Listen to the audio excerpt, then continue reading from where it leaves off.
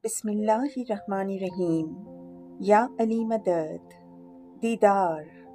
Encyclopedia of Ismailism by Mumtaz Ali Tajdin. The Persian word didar is derived from didan, means meeting, beholding, or seeing.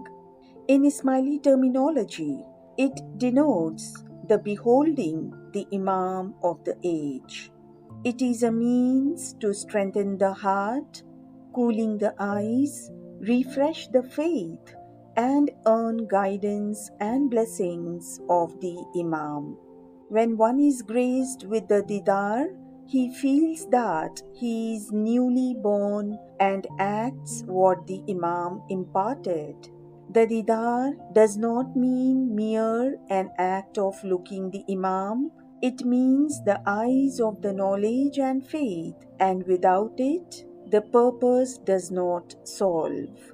The Quran says, and I quote, "And you see them looking towards you, yet they do not see." Unquote. Surah 7, Ayat 198. It implies that there was much difference between the looking of the believers and unbelievers to the Prophet. Generally speaking, there are three types of Didar: the exoteric, Zahiri, esoteric, Batini, and spiritual, Nurani. But our discussion here covers only the exoteric Didar. It is related that once the Prophet was sitting in the mosque with his companions and said, quote, "There is only one person who earns the daily income of the world." Unquote. When asked, the Prophet pointed out towards a beggar who just entered the mosque and sat in a corner.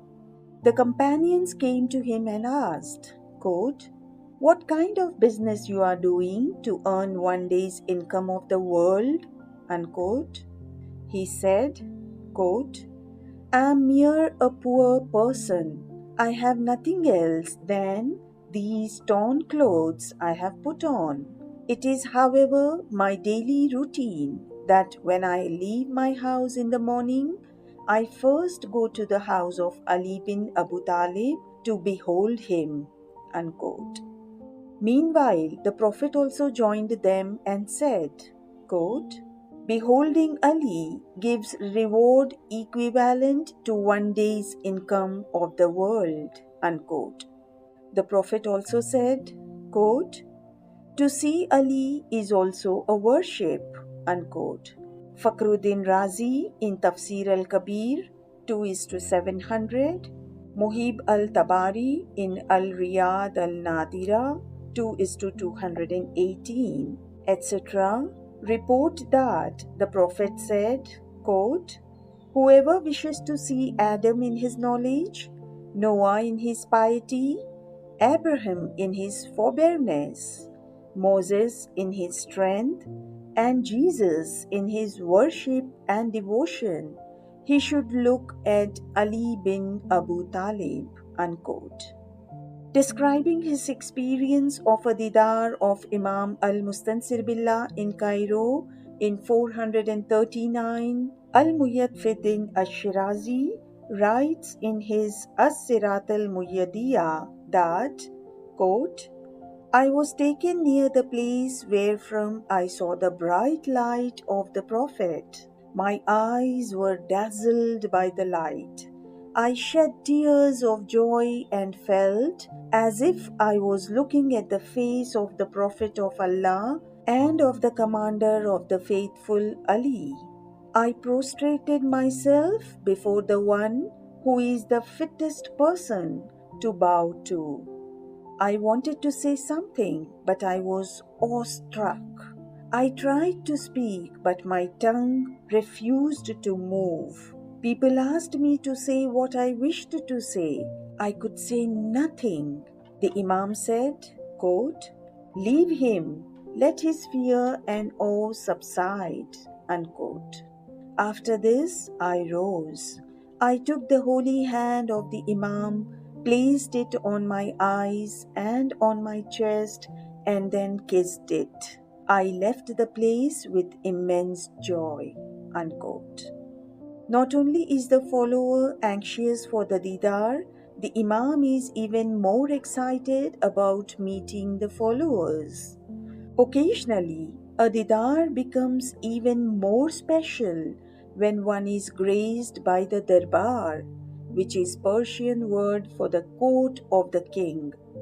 During Darbar, the Imam is dressed in his full regalia, and all the countries don their robes and turbans.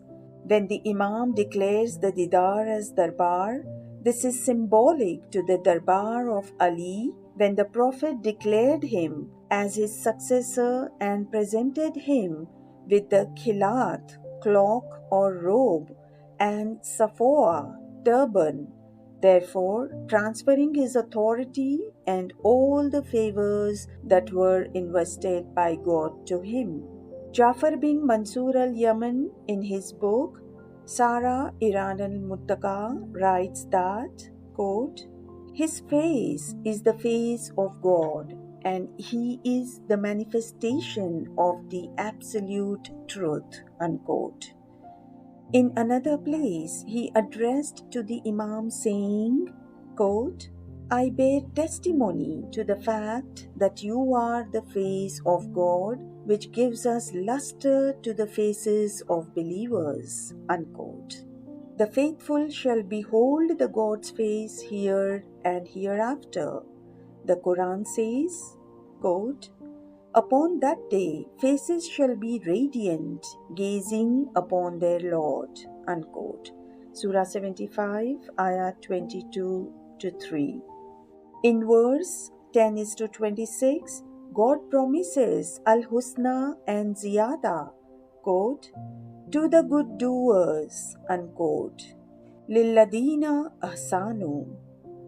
The Husna is interpreted to mean paradise, and Ziyada is rendered, quote, looking at God's face, unquote. The verse 83 is to 15 proclaims that those who do not believe will be veiled from their Lord, unquote. Thank you for listening. Ya Ali Madad.